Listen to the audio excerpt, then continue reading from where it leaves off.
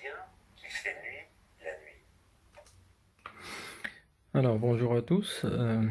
Autrefois j'ai vu cette vidéo d'Étienne Klein en rentrant chez moi, en marchant.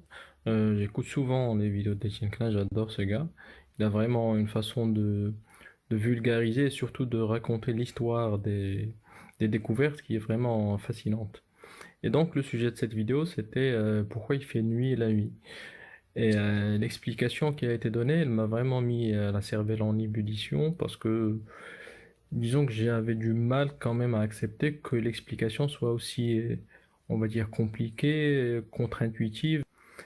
Donc j'ai réfléchi à la question et je pense que j'ai une théorie qui est intéressante à partager. Voilà.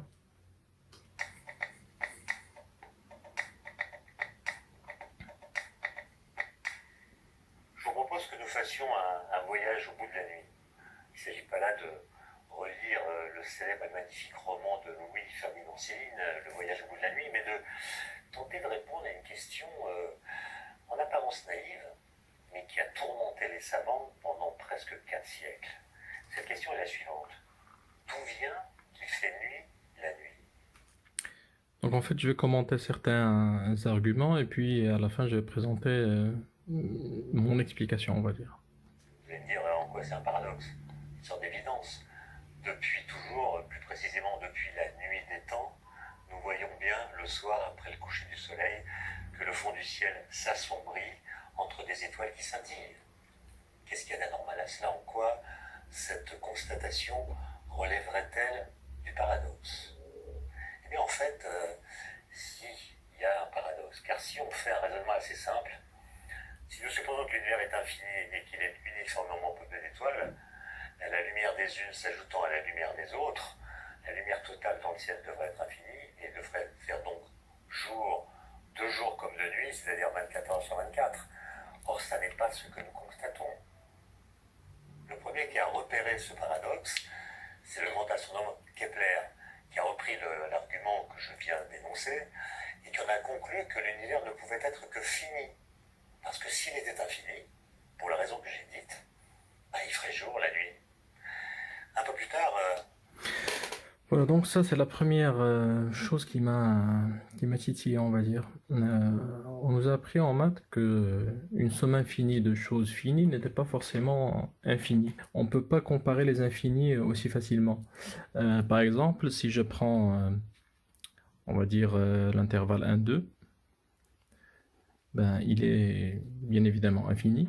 Mais si je prends le singleton 0 union l'intervalle 1-2, ben il est également infini. Alors que comprend un élément qui n'est pas dans l'autre. Mais ils sont tous les deux infinis. Donc, comment on va comparer ces deux éléments-là? Est-ce que parce qu'on les appelle tous les deux infinis, que ça veut dire la même chose? Apparemment, non. Pareil, par exemple, pour les fonctions, on sait que la fonction f de x égale x carré tend vers l'infini, et la fonction, on va dire, g de x est égale x tend également vers l'infini, mais ce n'est pas la même chose. Pourquoi? Parce que l'infini de x carré est beaucoup plus fort que l'infini de x. Et ça, c'est valable pour plein d'autres fonctions. Par exemple, exponentielle x tend également vers l'infini, en plus l'infini bien sûr. Mais cet infini-là est plus puissant que tous les infinis sous la forme de x à la puissance n. Donc, parler d'infini aussi facilement, ça peut mener à des erreurs. un autre astronome très connu qui s'appelle Halley, célèbre pour la comète qui porte son nom, a repris l'argument de Kepler en faisant des calculs. Il a montré qu'en effet, si l'univers est infini, alors la lumière contenue dans le ciel devrait elle aussi être infinie. Évidemment, et c'est ce que montre son calcul, les étoiles qui sont les plus loin sont moins lumineuses que les étoiles les plus proches, à cause de leur éloignement. Mais comme elles sont beaucoup plus nombreuses, elles contribuent autant que les étoiles proches. En 1743, un jeune Alors l'idée en fait c'est quoi? C'est de dire que puisqu'il y a une infinité d'étoiles, la lumière qu'on est censé avoir dans l'univers devrait être infinie. Je ne sais pas ce qu'on entend par lumière infinie. Est-ce qu'il y aurait quelque chose sur Terre s'il y avait une lumière infinie? Est-ce que tout ne brûlerait pas? Est-ce que l'univers ne serait pas juste un immense fourneau? Et donc parler de lumière infinie, c'est également un problème. En fait, l'idée, c'est de dire que puisqu'il y a une infinité d'étoiles qui vont produire une lumière infinie, ça veut dire qu'à un certain moment, cette lumière va dépasser celle du Soleil, et donc on va avoir une nuit qui est aussi éclairée que le jour. Et donc je reviens ici à l'exemple de l'intervalle 1-2 et du singleton 0 union l'intervalle 1-2. C'est comme si je disais, au lieu de comparer les étoiles qu'on voit la nuit avec l'ensemble des étoiles qu'on voit le jour, et dire que dans les deux cas, le nombre d'étoiles est infini, donc on devrait avoir la même luminosité, il serait peut-être plus juste de dire que si on exclut le Soleil, j'ai une infinité d'étoiles des deux côtés par rapport au Soleil, et donc ça va donner une lumière équivalente, mais puisque j'ai le Soleil en plus le jour, donc la journée va être beaucoup plus éclairée que la nuit. Astronome suisse qui s'appelle Jean-Philippe Loy de Chezeaux fait des calculs lui aussi et va simplement compléter le raisonnement en supposant que dans l'univers, il y a un milieu opaque qui n'est pas tout présent et qui absorbe la lumière des étoiles les plus lointaines. De sorte que cette lumière émise par l'arrière-plan de l'univers ne contribue pas à la lumière que nous percevons. Au début du XVIIIe siècle, un médecin allemand passionné d'astronomie qui s'appelle Heinrich Olbers va faire une remarque capitale. Il remarque que quand nous regardons dans une certaine direction du ciel, quelle que soit cette direction, en principe, notre regard va finir par buter sur la surface d'une étoile. Et donc, le ciel tel qu'il nous apparaît devrait être pavé d'étoiles, pavé de soleil. Et donc, avec ce raisonnement, la question de savoir si l'univers est fini ou infini, peu importe, puisque finalement, notre vue est bornée, elle est limitée par un rempart d'étoiles qui contribue à la lumière que nous percevons. Et cette lumière est suffisante pour que, de jour comme de nuit, il fasse jour. Et donc, la question est, d'où vient qu'il fait nuit la nuit quand nous sommes privés de la lumière du soleil? Alors l'idée du médecin allemand est vraiment bonne, l'idée de base est bonne, mais la conclusion qu'il a fait ensuite, bon, je pense qu'elle n'est pas correcte. Pourquoi? En fait, c'est vrai que c'est correct de dire que il y a une sorte de rempart d'étoiles qui fait que on va pas voir les étoiles qui sont derrière. Et donc c'est en fait comme si on se retrouvait le visage devant un écran télé, et donc chaque parcelle de notre champ de vision, c'est des pixels. Mais donc la conclusion n'est pas dire que nous sommes censés voir une lumière infinie, parce que chaque pixel a une luminosité, pareil que les étoiles. Et par exemple, ça se vérifie également lors de l'éclipse solaire. Si c'est une éclipse totale, en fait, la Lune cache totalement le Soleil, puisque elle prend la même, on va dire, proportion de l'espace que le Soleil, même si elle est beaucoup plus petite, mais elle est en même temps beaucoup plus proche. Et donc, elle cache totalement la lumière du Soleil. Donc, même si on avait toutes les étoiles, en fait, qui brillaient avec différentes luminosités, on ne va voir que celles qui se trouvent en première position dans notre champ de vision. Et donc, on ne verra que leur luminosité propre, même s'il y a derrière des étoiles beaucoup plus lumineuses, parce que leur luminosité va être bloquée par ces étoiles qui sont dans le premier plan.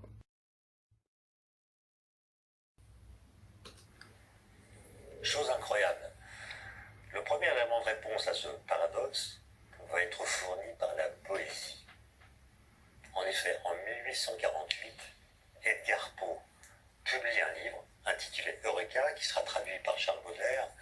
C'est un livre pas du tout scientifique, plutôt de poésie, de métaphysique, un peu délirant. Mais au détour d'un paragraphe, Edgar Poe explique que les étoiles les plus lointaines émettent une lumière, il parle d'effluves électriques qui ne nous parviennent pas, parce qu'elles n'ont pas eu le temps de nous parvenir. Autrement dit, la vitesse de la lumière étant finie, il lui faut un certain temps pour nous parvenir. comme on va voir tout à l'heure, il n'y a même pas besoin de supposer que la lumière prend un certain temps pour nous arriver. L'explication du paradoxe de la nuit noire tient en 3 points. La vitesse de la lumière est finie, les étoiles ont un âge fini, tout comme l'univers, et l'univers est en expansion. Donc apparemment, Étienne Klein est d'accord avec cette explication, et donc il fait noir la nuit parce que la vitesse de la lumière est finie, parce que l'âge des étoiles est fini, donc les étoiles meurent et naissent. Et troisièmement, l'univers est en expansion qui fait qu'il y a une partie de la lumière qu'on ne voit plus parce qu'elle se décale vers le rouge. Alors, je vais d'abord, on va dire, développer l'argument du docteur allemand parce que là, c'est intéressant. En fait, si je prends un œil humain, on voit à peu près sur 180 degrés. Donc en fait, nous voyons à travers une surface de pierre carrée, grand maximum. Et donc cette surface-là, elle est en fait finie. Et pour reprendre l'argument du docteur allemand, chaque étoile qui va venir se positionner ici, elle va nous cacher toute une portion, on va dire, du champ de vision. Donc, toutes les autres étoiles qui vont se trouver ici, même si elles sont plus grandes et plus lumineuses, en fait, on va pas les voir. Et en plus, c'est pas forcément en fait des étoiles, ça peut être des planètes, donc qui vont émettre aucune lumière, et donc on va pas savoir que derrière il y a une étoile. Donc en fait, chaque étoile qu'on voit cache tout un pan du ciel qu'on ne pourra plus voir. Et donc ce mur dont a parlé le médecin allemand, en fait, il fait que le nombre d'étoiles que nous pouvons voir est fini. Il suffit de prendre la surface formée par ces étoiles au niveau de ce champ de vision, on va dire qui est la surface de ce disque, donc c'est le rayon au carré fois pi. Donc toute cette surface-là va être occultée jusqu'à l'infini en fait. Donc le fait de déjà parler de lumière générée par une infinité d'étoiles, c'est même pas nécessaire parce qu'en fait nous ne sommes pas capables de voir une infinité d'étoiles parce que notre champ de vision est limité. Donc à un certain moment, il va être complètement caché par les étoiles qui vont se trouver au premier plan et donc elles vont nous cacher tout le reste.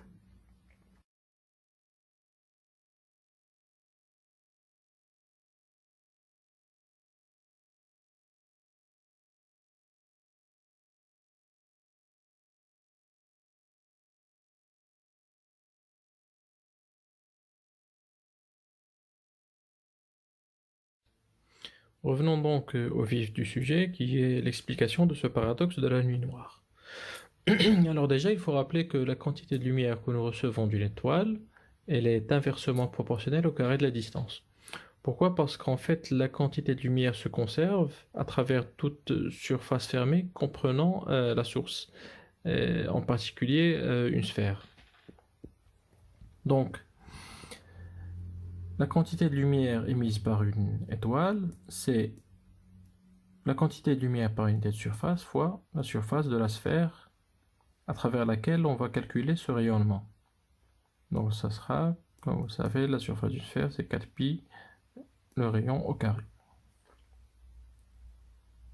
Donc, la quantité de lumière que je vais recevoir, elle sera égale à la surface de mon élément d'observation fois la quantité de lumière par unité de surface. Pourquoi? Parce que si je réduis la surface qui va me permettre de capter cette lumière, en fait je réduis par la même occasion la quantité de lumière que je vais pouvoir recevoir. C'est comme le cas pour un panneau solaire, donc plus sa surface est grande, plus il va permettre de capter plus de lumière et donc plus d'énergie. Donc, cette quantité de lumière par unité de surface, comme on l'a vu ici, c'est la quantité de lumière totale sur la surface de la sphère. Donc ici, je vais faire SR fois la quantité de lumière totale émise sur 4pi. Ici, je vais prendre D, puisque le rayon de la sphère, ça sera la distance qui me sépare de la source. Donc si je veux calculer la quantité de lumière totale que je reçois des étoiles de l'univers, Donc ça sera la somme sur toutes les étoiles de la quantité de lumière reçue de la part de chaque étoile. Donc c'est la somme de surface de mon élément d'observation fois la quantité totale émise par l'étoile sur 4pi, la distance au carré qui me sépare de cette étoile. Donc ça c'est constant, donc je peux le sortir. Il va me rester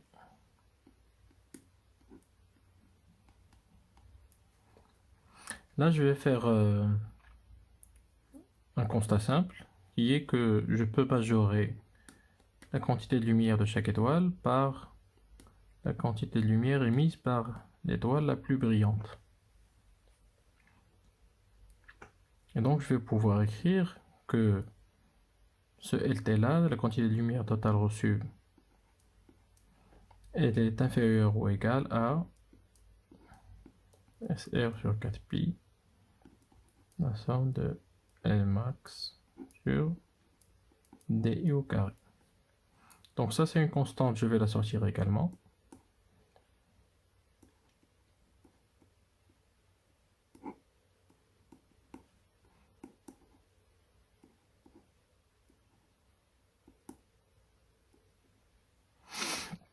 Alors j'aboutis à ça.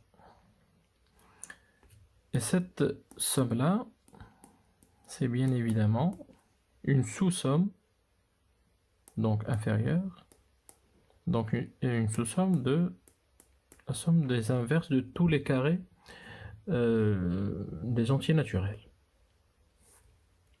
Et comme on le sait en maths, cette somme-là, elle tend vers pi carré sur 6. Donc ici je vais avoir, je vais remplacer ça par pi carré sur 6, il va me rester SR L max sur 24 fois pi. Et donc on se rend compte que la quantité de lumière totale émise par toutes les étoiles de l'univers est en fait finie. Et donc c'était ça l'erreur de départ. C'était de supposer que, puisqu'il y a une infinité d'étoiles, même si, bon, ça c'est pas sûr, la quantité de lumière que nous sommes censés recevoir, elle est infinie. Alors que, d'après ce calcul assez simple, ce n'est pas le cas. Pourquoi? Parce que la somme des inverses des carrés, c'est une quantité finie. Est-ce que cela explique pour autant pourquoi la nuit est noire? En fait, non. Mais ça permet déjà de résoudre le paradoxe en invalidant le raisonnement qu'a fait Kepler et qui a été adopté par d'autres scientifiques après lui. Et en même temps suggère une explication très simple. Et l'explication serait que la luminosité totale produite par toutes les étoiles qu'on voit la nuit est non seulement finie, comme on l'a démontré, mais elle est largement inférieure à celle du Soleil. Ceci est dû à trois choses. Premièrement, les très grandes distances qui nous séparent des étoiles. Deuxièmement, le fait que la lumière apparente décroît en fonction du carré de la distance. Et troisièmement, le fait que la somme des inverses des carrés est une somme finie.